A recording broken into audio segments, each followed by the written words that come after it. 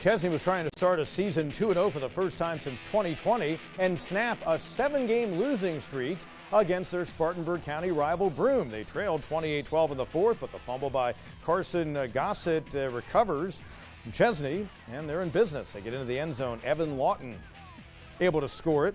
And eventually Chesney scores to force overtime, but Jamison Derryberry and Broome able to prevail 35-34 in OT. Centurions get their first win after losing at home to BHP last week, and Chesney falls to 1-1. Welcome back into the show. Clinton hadn't started a season 0-2 in this decade. Last time for Corey Fountain's team was 2019. He certainly didn't want Laurens, their arch rival, to hand them that second loss after Clinton lost a tough one at Woodruff last week. There's Chris Boyd and crew as Clinton was rolling in the fourth quarter, trying to make it 5 straight in the series, set up a Lincoln Alexander touchdown, and the Red Devils roll. They get another win in the series. Clinton team with a shutout, 50-0.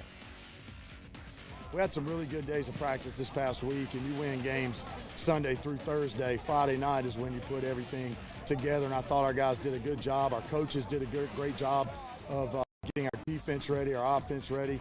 We still got a long way to go on some special teams aspects, but we're going to get that fixed, and we're just trying to get better every day.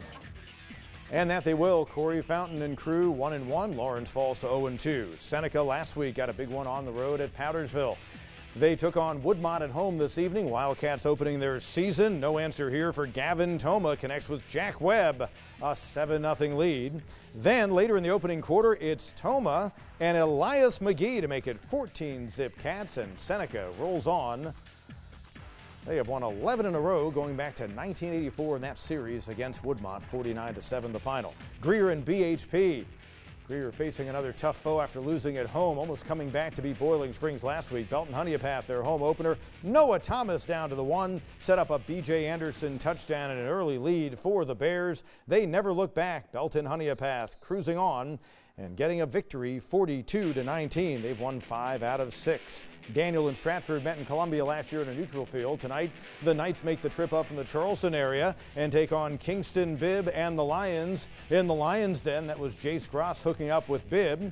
Then Bibb gets in for a score, cut Stratford's 14-0 advantage in half to 14-7. Bibb in the third quarter got in for another score. Daniel was still down by 7, and Stratford handing Chris Stone his first loss as the head coach of the Lions, 42-26. Greenwood at home against Buford after making the trip down to the Hilton Head Island area last week. Well, Buford this year with a 300-mile round trip. They see Demarion Roman get into the end zone, made it 28-0 Eagles just before the half, and Tristan Lewis and Greenwood opening up the season with a win after a 9-win campaign a year ago. There's your final, 48-8. Emerald in Travelers Rest. Vikings trying to make it 4 straight in the series and trying to open up 2-0 on the year. The big fella, Colson Marino, gets into the end zone. 28-7 Emerald in the fourth. Later on, Xavier Hagerman to Preston Garreau. That's an Emerald touchdown. And how about the Vikings, Tad DeBoe's team, a 28-7 win against TR.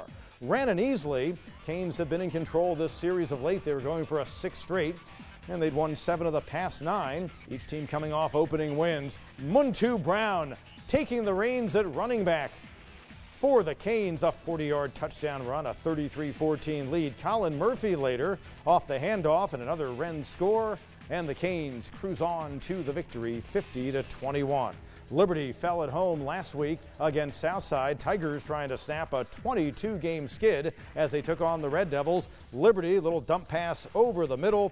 Caleb Pigrin connecting with Kendall Jackson for the score. Tigers come back later on, but the interception by Pigram, and show you the final in that one as Liberty gets the win 61-14 in dominant fashion.